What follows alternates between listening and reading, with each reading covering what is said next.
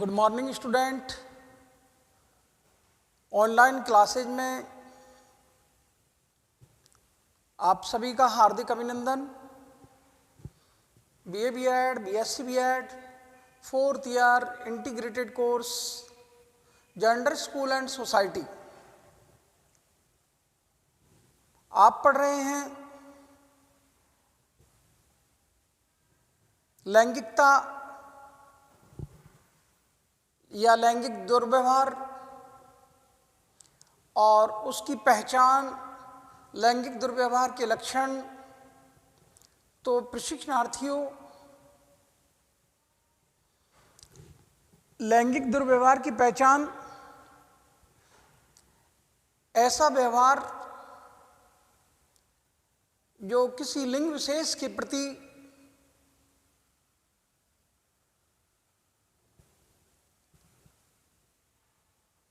उस लिंग विशेष की मान को, उसकी प्रतिष्ठा को, उसके सम्मान को चोट पहुंचाने वाला हो, ठेस पहुंचाने वाला हो, या उसकी स्वतंत्रता और समानता के जो अधिकार संविधान ने प्रदान किए हैं उनका हनन करने वाला हो। वो व्यवहार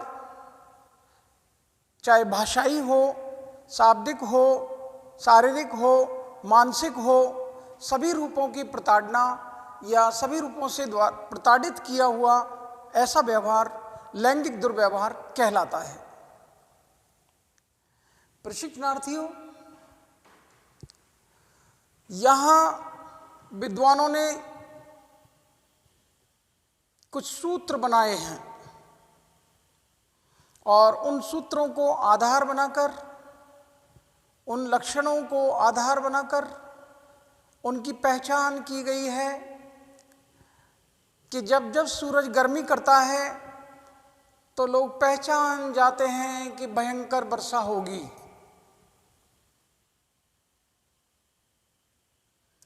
ठीक उसी प्रकार से अगर किसी महिला के पास में बार बार कोई पुरुष आ रहा है, बार बार मेलजोल बढ़ा रहा है, बार बार बातचीत का बहाना ढूंढता है और नहीं चाहते हुए भी मेहरबानी करता है, तो उन महिलाओं को समझ जाना चाहिए कि वो व्यक्ति उन महिलाओं के साथ में जो व्यवहार करने वाला है, जो इस वक्त उसका व्यवहार चल रहा है, वो व्यवहार उसका असली व्यवहार नहीं है, क्योंकि वो आने वाले वक्त में इस व्यवहार को बदलकर दुर्व्यवहार करेगा। मैंने आपको उदाहरण दिया कि सूरज की गर्मी या सूरज के ताप को बढ़ता हुआ देखकर कुछ अनुभवी लोग ये कयास लगा लेते हैं कि अब वर्षा भयंकर होगी। इस बार ग्रीष्म ऋतु का रूप प्रचंड रहा तो वर्षा का रूप भी प्रचंड ही होगा, झमाझम बारिश होगी। ये विद्वान गैस लगा।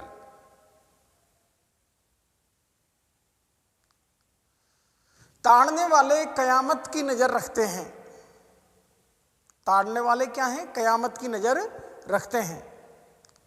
और आप जानते हैं कि इस दुनिया में बेवकूफ़ों को पहचानने के लिए बहुत सारे लोग समझदार भी हैं। वो बेवकूफ़ों को, मूर्खों को पहचान जाते हैं।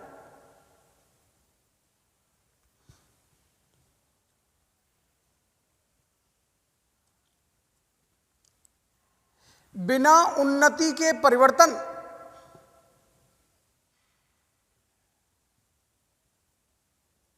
बिना सोचे समझे बोलना, अपनों को गैर समझना, गैरों को अपना समझना और आप कोई राज बता दीजिए, पूरी दुनिया में उस राज का पर्दाफाश कर देंगे।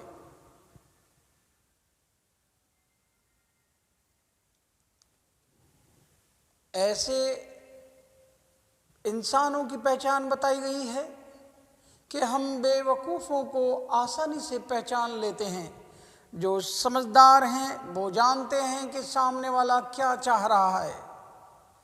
तो ताड़ने वाले जो लोग हैं वो क़यामत की नज़र रखते हैं। वो जान जाते हैं कि सामने वाला आपसे कौन सी फरमाइश करने वाला है। तो महिलाओं के संग जो पुरुष के द्वारा किया जा रहा है व्यवहार वर्तमान में, वो आने वाले भविष्य के लिए उन महिलाओं के लिए संदिग्ध हो सकता है, खतरा साबित हो सकता है। और आप जानते हैं कि इस संसार में मनोवैज्ञानिकों ने निष्कर्ष निकालकर बताया है कि विपरीत लिंग के प्रति आकर्षण होता है।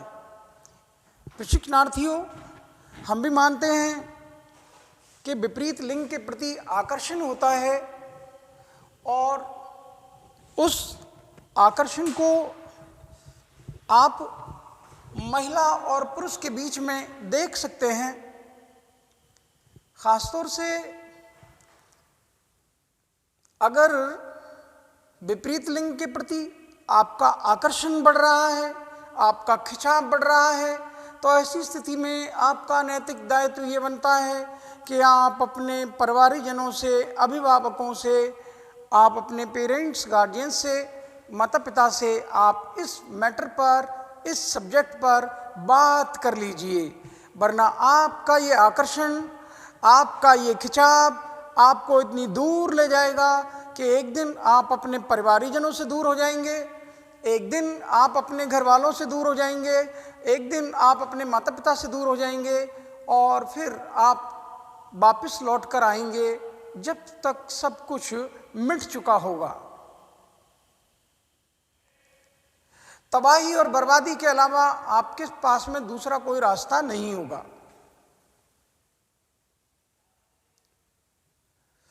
क्योंकि आप जिस जगह कार्य कर रहे हैं, जिस स्कूल कॉलेज में पढ़ रहे हैं, वहाँ लड़के और लड़कियाँ दोनों पढ़ते हैं। ऐसी स्थिति में विपरीत लिंग के प्रति आपका आकर्षित होना कोई ऐसी बात नहीं है। होते हैं, मनोवैज्ञानिक नियम है कि संसार की रचना है, उस रचना के अनुसार हम एक दूसरे को अच्छे लगते हैं, एक दूसरे को पसंद करते हैं।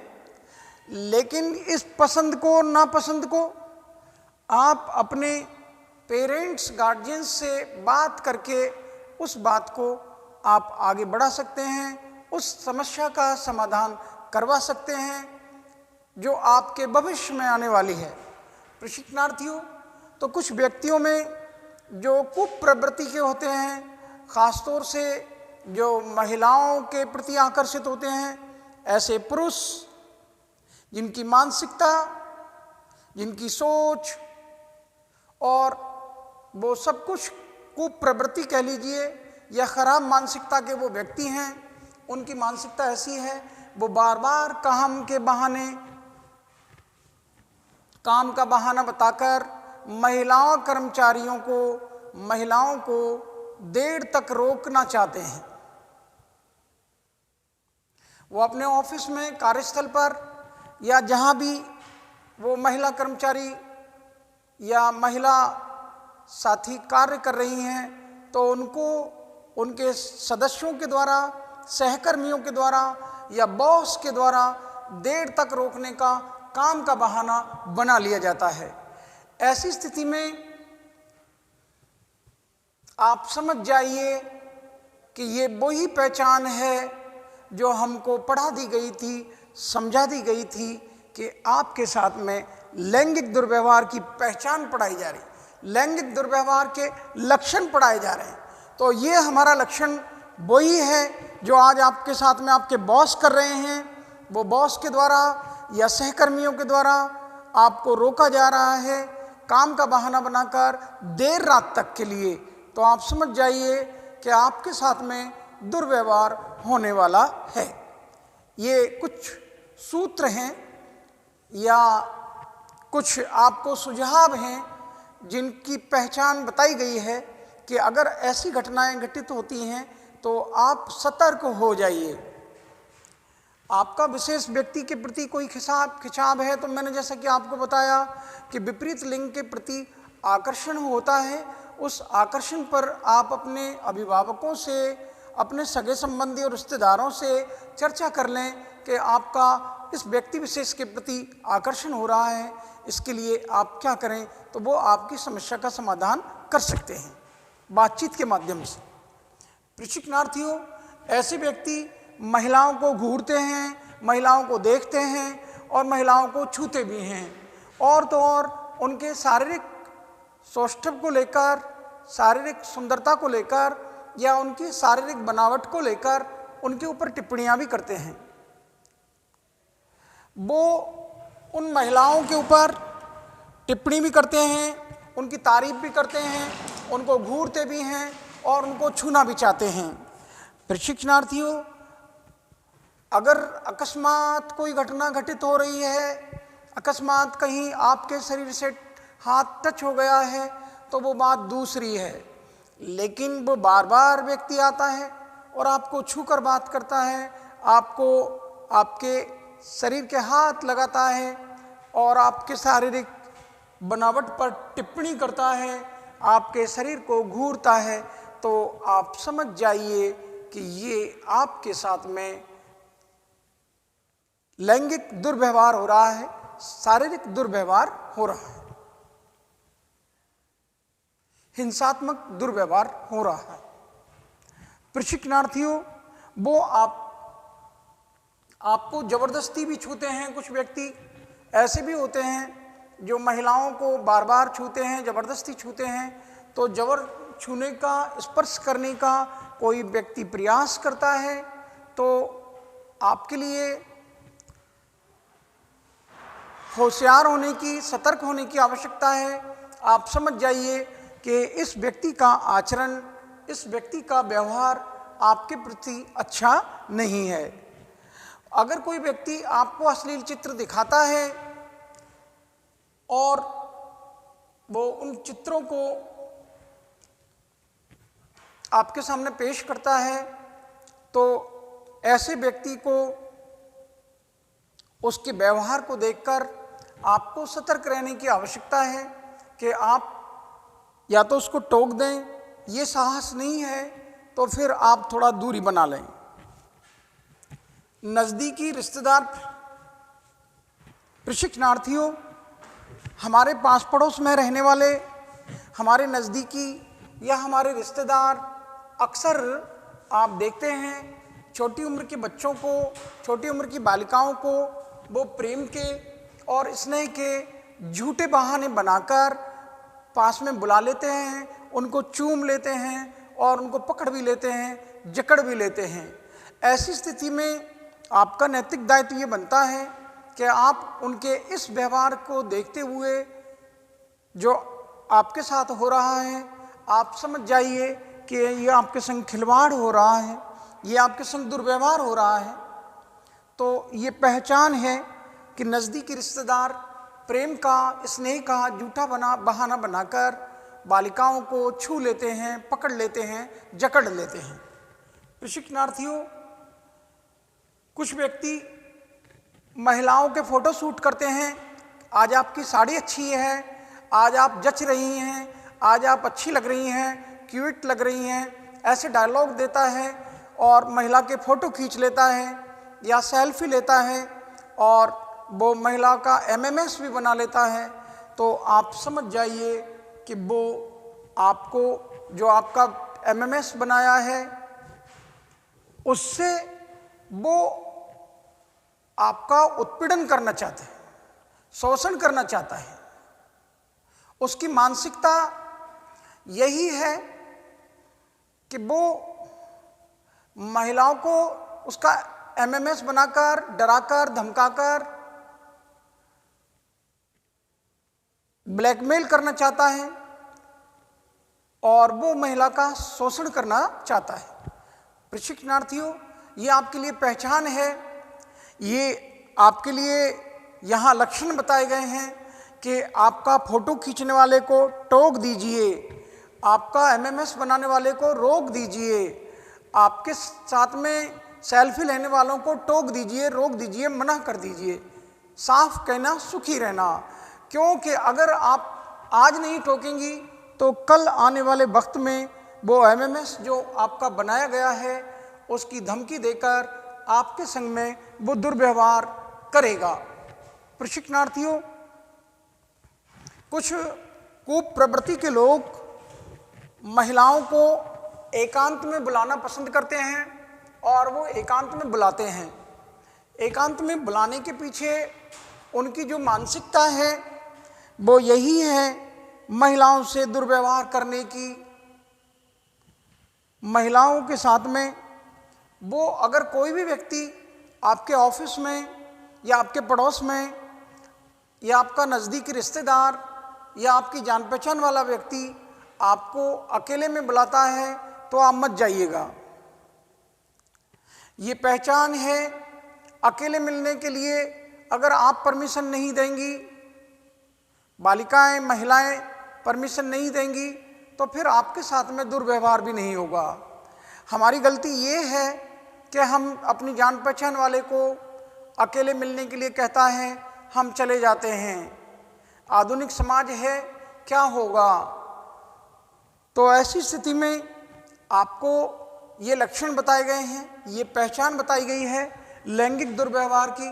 प्रशिक्षणार्थियों, आपको ये ध्यान रखना है कि अगर कोई बहाना बनाकर एकांत में आपको बुला रहा है तो आप सतर्क हो जाइए, क्योंकि ऐसी स्थिति में वो आपका शारीरिक शोषण करना चाहता है, वो आपके संग लैंगिक दुर्व्यवहार की भावना रखता है, इसलिए आपको वो तन्हाई में, एकांतवास में बुला रहा है।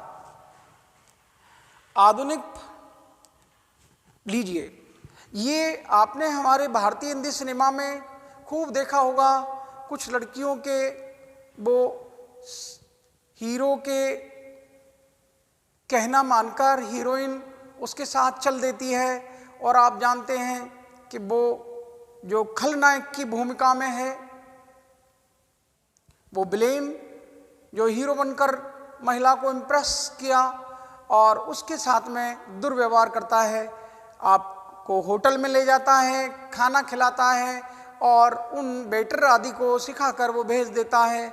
वो नशीला पदार्थ लाते हैं और उस महिला को पिला देते हैं, फिर उसके साथ में दुर्व्यवहार किया जाता है। ये सीन आपने फिल्मों में देखा होगा, यह हमारे समाज की सच्चाई है।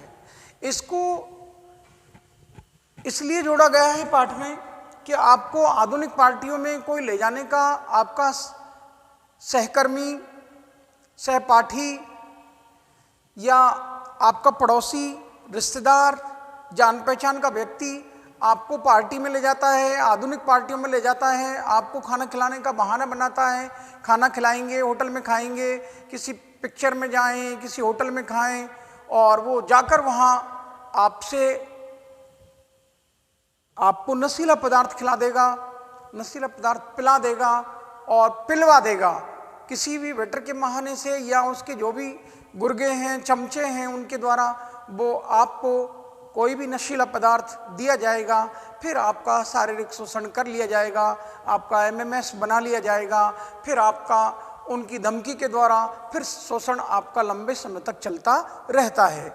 ये आप आए दिन मीडिया में, समाचार पत्र पत्रिकाओं में और टीवी पर क्राइम पेट्रोल या ऐसे ढेर सारे जो चलते हैं सीरियल, उनमें आपको दिखाया जाता है, समझाया जाता है कि आप सतर्क हो जाइए। आवश्यकता इस बात की है कि लेखक आपको सतर्क करना चाहता है, इसलिए वो इन लक्षणों को आपके सामने पहले से ही प्रदर्शित किया जा रहा है कि अगर ऐसे लक्षण दिखाई देते हैं तो आपको ये बीमारी होगी। अगर छींक ज़्यादा आ रही हैं और सर में दर्द हो रहा है और तेज बुखार भी है और गले में खराश है और सांस लेने में तकलीफ है तो आप कोरोना के पेशेंट हो चुके हैं। अब आप थर्मल स्क्रीन पर चेक कराओ या कुछ भी करवा लीजिए, क्वारंटाइन में रहिए, जो भी है ट्रीटमेंट, लेकिन आप बीमार तो हो गए।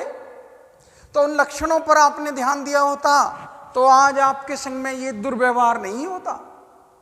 जो लक्षण आपको समझाए जा रहे हैं, वजन का कम हो जाना, लगातार खांसी का आना और खांसते खांसते कफ के साथ में खून का आ जाना, चक्कर आना, कमजोरी महसूस होना, सांस लेने में तकलीफ का होना, ये सारे लक्षण ट्यूबरक्लोसिस के हैं। आपको टीबी हो चुकी है। ऐसी स्थिति में आपने इन लक्षणों का निवारण नहीं किया तो आने वाले वक्त में आपको संसार भी छोड़ना पड़ सकता है। प्रशिक्षणार्थियों, जो लक्षण आपको बीमारियों के बताए जा रहे हैं, वही लक्षण ये समाज के बीमार लोगों के लक्षण हैं। जो बीमारियां हैं, कुप्रवृत्तियां हैं या बुरी मानसिकता के जो व्यक्ति हैं, बदनीयती के जो व्यक्ति हैं, उनको आपको प्रदर्शित किया जा रहा है, उनके बारे में आपको पहचान कराई जा रही है, उनकी आपको लक्षण बताए जा रहे हैं कि इनको दूर से देखकर पहचान जाइए। आपने सुना होगा कि बेवकूफों को भाड़ पहचानते हैं। फॉर एग्जाम्पल दे देता हूं थोड़ा आपके लिए अच्छा।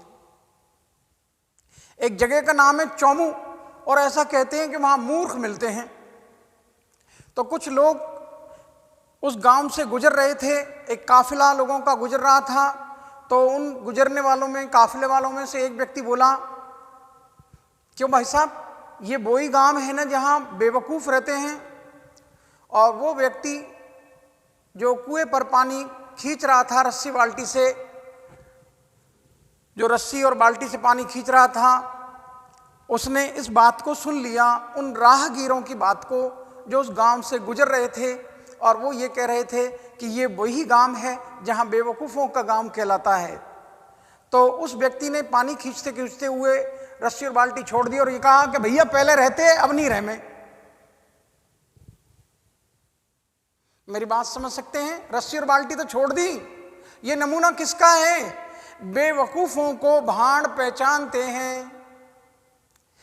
तो आपको पहचान के लिए ये चिन्हित किया जा रहा है कि इन बेवकूफों को आप पहचान लीजिए।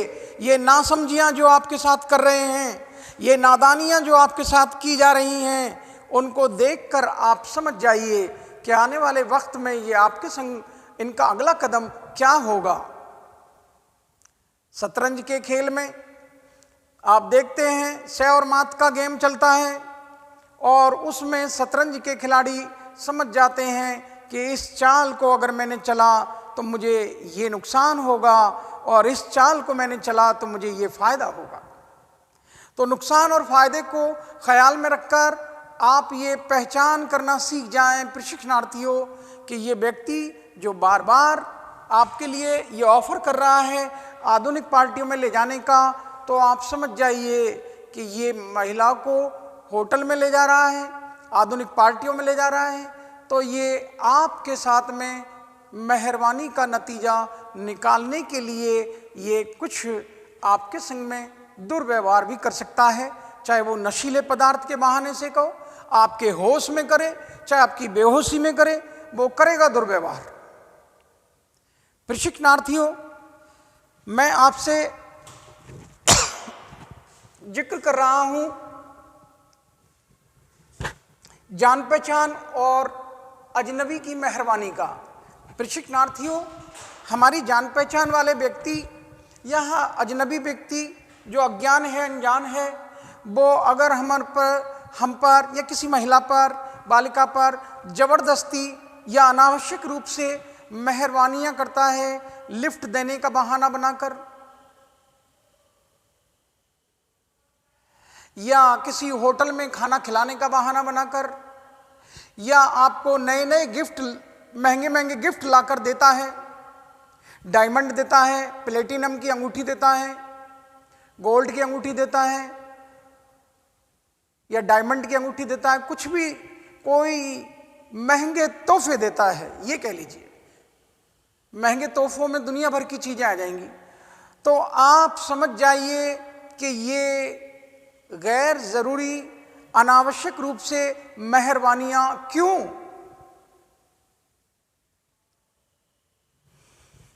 उसकी मेहरबानी का सिला क्या है? वो मेहरबानी क्यों कर रहा है? आपको समझ जाना है कि वो आपको लिफ्ट भी दे रहा है, खाना भी खिलाने का वादा कर रहा है, खाना खिलाने भी ले जा रहा है, तो ये बार बार मेहरबानी जो आप पर की जा रही है, उस मेहरबानी की आड़ में वो क्या शिकार करने वाला है, कौन सा नया गुल खिलाएगा या कोई टेंडर पास करवाना है, वो आखिर में आपके संग ऐसा व्यवहार क्यों कर रहा है, तो आप समझ जाइएगा कि उसका ये व्यवहार, उसकी ये मेहरबानी एक ना एक दिन आपके ऊपर भारी पड़ने वाली है। प्रशिक्षणार्थियों, नासमझ बालिकाओं को पड़ोसी बुला लेते हैं और बेटा बेटा कहकर उस बेटी से बातचीत करते हैं और उनका मकसद होता है उनके शरीर को छूना, उन बालिकाओं को टच करना। ऐसी स्थिति में आपका, अभिभावकों का नैतिक दायित्व ये बनता है, ख़ासतौर से वो पड़ोसियों के ऊपर नज़र रखें, सगे संबंधियों पर नज़र रखें, रिश्तेदारों पर नज़र रखें कि जो भी रिश्तेदार आते हैं उनकी बेटी को गोद में लेते हैं या बेटी को छूते हैं और ऐसी स्थिति में उनको वो चूमते भी हैं, तो आपका नैतिक दायित्व ये बनता है कि आप अपने बच्चों का ख्याल रखें, ख़ासतौर से बेटियों का ख्याल रखें कि उन पड़ोसियों पर नज़र रखें जो नासमझ बालिकाओं को वो छूते हैं, चूमते हैं। ये भी लैंगिक दुर्व्यवहार है, महिलाओं के संग होने वाली शारीरिक हिंसा या हिंसात्मक व्यवहार है। इसकी पहचान के लिए कि आपको ये ध्यान रखना है कि पड़ोसी भी ऐसा करते हैं। घर के नौकर अक्सर अपनी मालकिन को चोरी छुपे देखना चाहते हैं और ख़ासतौर से उन मालकिन के या घर की महिलाओं के कपड़ों को सूंघते हैं और चूमते हैं। तो ऐसी स्थिति में उनके सूंघने पर, चूमने पर नज़रें रखी जाएं और उन्हीं नौकरों को रखा जाए जिनका आपने पुलिस वेरिफिकेशन करा लिया हो। पुलिस के द्वारा सत्यापित हो जाने के बाद ही आप नौकरों को रखिए। आप अजनबी अनजान नौकरों को, कम दामों पर मिलने वाले नौकरों को मत रखिए। कम दाम पर नौकर रखने वाले बच्चों को भी अपहरण करके ले जाते हैं, ना आपने मोबाइल नंबर लिया, ना उसकी जान पहचान। तो ऐसी स्थिति में आपके लिए मुश्किलों का सामना करना पड़ेगा, तकलीफ़ों का सामना करना पड़ेगा।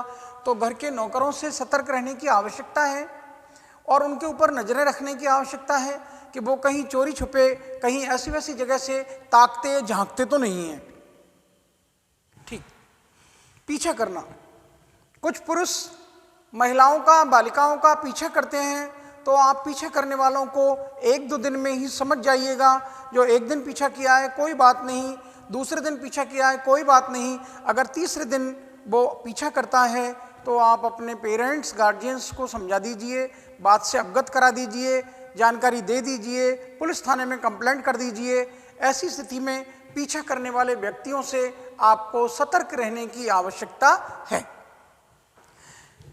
पीछे करने वाले कुछ लोग महिलाओं को मारते पीटते हैं, तो मारने पीटने वाले ऐसी स्थिति से भी आप समझ जाइए कि महिला के संग मारपीट करने वाला व्यक्ति है, तो ये महिला के संग होने वाला लैंगिक दुर्व्यवहार है। जो व्यक्ति महिला के साथ मारपीट पर उतारू हो जाए तो वो महिलाओं के संग होने वाला दुर्व्यवहार है। प्रशिक्षणार्थियों, शारीरिक संबंध जबरन जबरदस्ती से भी कुछ लोग बना लेते हैं, तो ऐसी स्थिति में आपको ध्यान रखना है कि शारीरिक संबंध बनाने की मांग करना या शारीरिक संबंध बनाने की ज़बरदस्ती करना, ये भी एक पहचान है। और महिलाओं को शारीरिक चोट पहुंचाना, उनके अंगों को चोट पहुंचाना, ये सब लैंगिक दुर्व्यवहार की श्रेणी में आता है। प्रशिक्षणार्थियों, कुछ व्यक्ति महिलाओं को सिगरेट से जला देते हैं और उनके लिए उनके बाल तक खींच लेते हैं, नाखून चुबा देते हैं और चेहरे को बदसूरत बनाने के लिए तेजाब आदि एसिड अटैक कर देते हैं। प्रशिक्षणार्थियों, ये घटना तो अंजाम हो चुकी। आपको सतर्क रहने की आवश्यकता थी कि कोई व्यक्ति आपके सिगरेट लगा रहा है, कोई व्यक्ति आपके बाल खींच रहा है, कोई आपके नाखून मार रहा है। तो ऐसी स्थिति में ऐसे कुसमायोजित या कुप्रवृत्ति वाले व्यक्तियों से आपको सावधान रहने की आवश्यकता है। वो कभी कभी चेहरे पर महिला से बात न बनने पर या संबंध खराब हो जाने पर महिलाओं के चेहरे को वो बदसूरत कर देते हैं, उनके ऊपर तेजाब डाल देते हैं, एसिड अटैक। धारदार हथियारों से भी हमला किया जाता है, ब्लेड भी मार देते हैं, चाकू मार देते हैं, और ऐसी स्थिति में आपको सतर्क रहने की आवश्यकता है। बात बात पर उग्र हो जाते हैं, हाथ उठाते हैं और महिलाओं को घसीट लेते हैं, यहाँ तक कि रस्सी से बांध भी देते हैं। कुछ पतियों के द्वारा या कुछ प्रेमियों के द्वारा ये घटनाएं अंजाम दी जाती हैं जो मैंने यहाँ लिखी हैं। महिला ने अगर बात नहीं मानी है तो उससे शारीरिक संबंधों की जबरदस्ती की जाती है, उसको शारीरिक चोट पहुंचाई जाती है। महिला के ऊपर तेजाब छिड़का जाता है, उसको सिगरेट से जलाया जाता है, और तो और उसके बाल खींचे जाते हैं, नाखून, चेहरे को बदसूरत करने के लिए धारदार हथियारों का भी प्रयोग किया जाता है और एसिड अटैक भी किया जाता है। उसको बात बात पर उग्र भी हो जाते हैं बहुत से व्यक्ति, और महिलाओं के संग उनको मारना, पीटना, घसीटना, रस्सी से बांधना, भोजन ना देना, ये सब उनके साथ शारीरिक दुर्व्यवहार या लैंगिक दुर्व्यवहार की श्रेणी में आता है। मैं समझता हूँ मैंने जो आज आपको लैंगिक दुर्व्यवहार की पहचान के बारे में कुछ लक्षण बताए हैं, उन लक्षणों को आप देख लीजिए, समझ लीजिए और भविष्य में आप सतर्क हो जाइए। आप अगर इन लक्षणों पर ध्यान देंगे और ऐसे व्यक्तियों की पहचान के लिए इन चिन्हों को पहचान जाओगे, इन कारणों को जान जाओगे कि अगर कोई ऐसा करता है तो ये होने वाला है, तो निश्चित रूप से आने वाले वक्त में लैंगिक दुर्व्यवहार को रोका जा सकेगा और उस पर नियंत्रण पाया जा सकेगा। मैं यही अपनी वाणी को विराम देता हूँ और आपके लिए धन्यवाद ज्ञापित करता हूँ। आपने विनम्रतापूर्वक मेरे पाठ को सुना, समझा और जाना। मैं पुनः धन्यवाद ज्ञापित करता हूँ और अगले पाठ में फिर चर्चा करेंगे। इसके कुछ बचाव के लक्षण, उपाय भी बताए जाएंगे, और तब तक के लिए धन्यवाद। Thank to all of you.